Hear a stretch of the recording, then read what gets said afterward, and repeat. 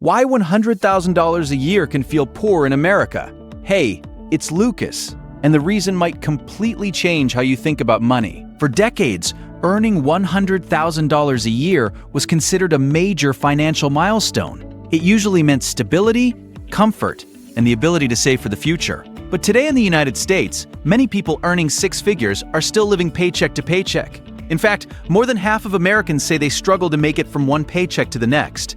Some even have less than $1,000 in savings. So how can someone earn $100,000 a year and still feel financially stuck? The answer comes down to several financial patterns that most people rarely notice.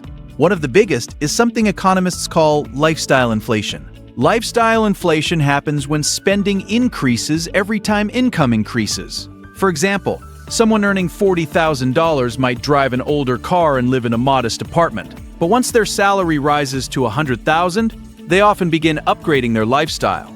A newer car, a larger home, more subscriptions, more expensive vacations. Each decision may seem reasonable on its own, but over time, these upgrades raise the total cost of maintaining that lifestyle. So even though income increases, the amount left over for saving or investing barely changes. Another major factor is debt.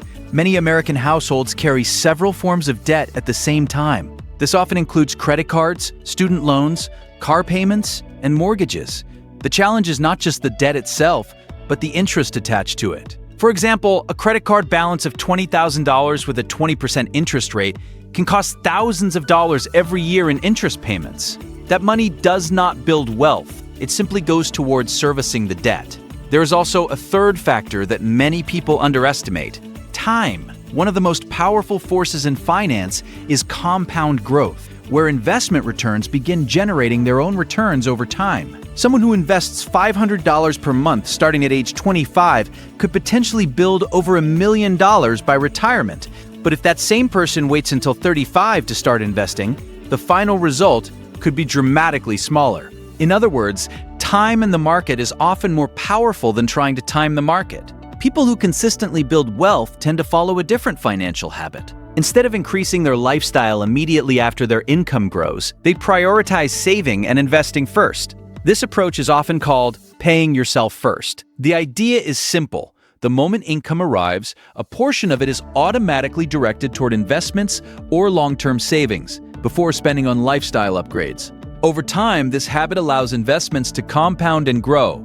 So the reason many six-figure earners still struggle financially is not always about income.